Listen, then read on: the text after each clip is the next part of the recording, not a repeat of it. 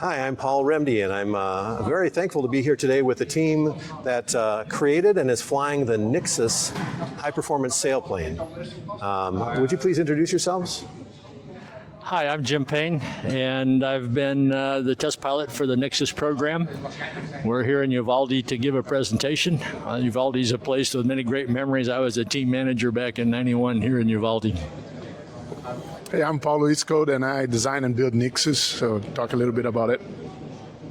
Hi, I'm Claudio Schmidt. I'm the pilot of this contest. I'm from Brazil, and I'm flying the Nixus. It's a beautiful glider.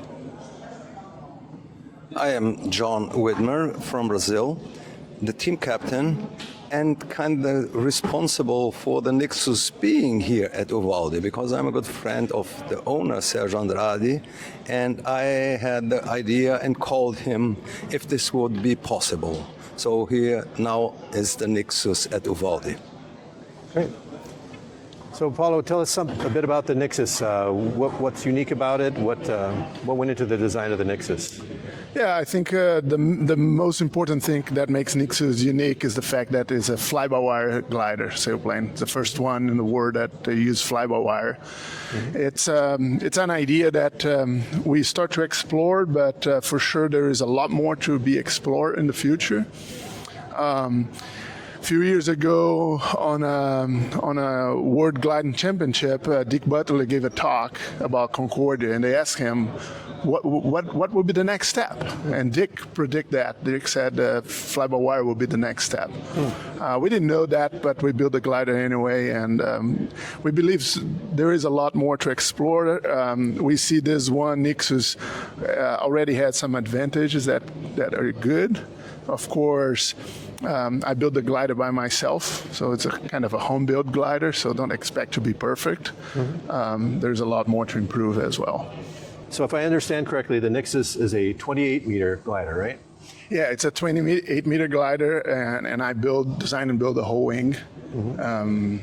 And you know, it's just one of the things that I kind of regret a little bit now, is the fact that I took two major tasks, is design the fly-by-wire part, but also design the wing part. Mm-hmm.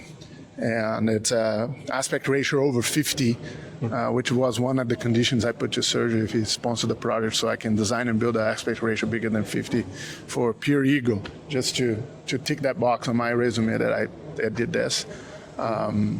So the contest number SA, that's Sergio Andrade was involved in the project? That's Sergio Andrade. Sergio is the man who sponsored the project and came with the idea and the dream to make it happen. So he is the reason that we are here on this. And then the fly-by-wire part, that's the ailerons and the flaps are fly-by-wire?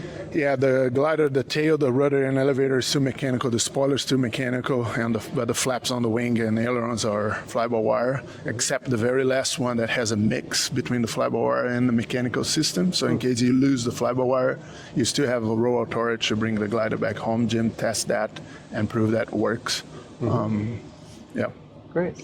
Okay. And maybe another particular thing about the wing is the fact that all the spar is carbon pre-preg. There's only very few gliders. It's probably just the EBs and Nixus that have the pre-preg.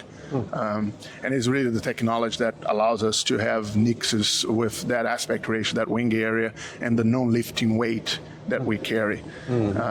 Because really the stress on the spars and all that depends on how much weight is on the fuselage. Is that right? Because if the weight is on the wing, that weight doesn't bend the wing. But Nixus is pretty heavy fuselage, and without that, it would be impossible to build that wing. Well, it's an extremely beautiful glider and very high performance, and congratulations on an amazing glider. Thank you, I appreciate that. Jim, you want to tell us a little bit about the testing? As far as flying the Nixus goes, I describe it as flying a modern open-class sailplane with power steering. Because of the fly-by-wire system, you don't have the forces on the flight control system, so when you move the stick laterally, the only force you're feeling is the force of the outer panel. There's 6 segments on each side, so the forces are very light, which makes it a very pleasant to fly an airplane. The other thing is, because it's fly-by-wire, it has automatic flaps. Paulo has a system that calculates the lift coefficient at any instant and adjusts the flap position so that you're optimized at all times. And as such, that helps the performance. And of course, it reduces pilot workload, so you have more ability to concentrate on other things that are important, such as looking out and making sure that you're going towards the right clouds and so on. So overall, it's a very pleasant plane to fly, especially for one that's so large. Mm-hmm. So you did the flight test program, and then have you flown it for records as well?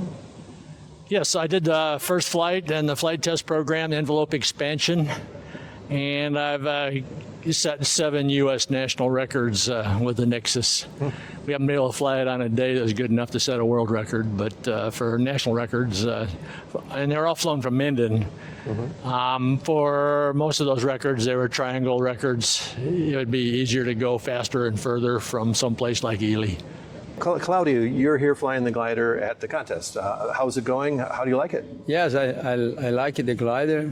It rolls very good, and it's climbing well in the thermals too. And I arrived here in USA to know and to fly the Nixus and to know all the system. And the Paulo learned me about this.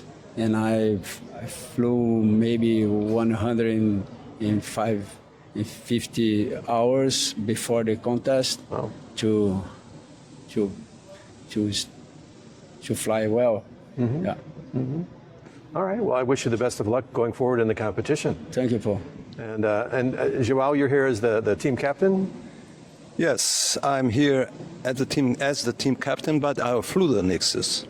So I have an opinion about it. Yeah. I used to fly in a Nimbus 3D, and I think, as Jim said, it's just an open class with power steering, very comfortable, and I think it is the future, because in the Nimbus, I also flew on ASH 25, and when you fly 4 hours, like today, for instance today, it is tiring to move the flaps, and all of a sudden, you don't move them properly. And so on our flights, we decided that we would use automation throughout the flight, even in thermals. It climbs well, it goes well, it's a very good handling for such a large ship. So I'm amazed how good it is. Great, thank you. One more question. So you mentioned that the flaps are adjusted in flight. I'm not sure who's the best person to answer this, perhaps Paulo.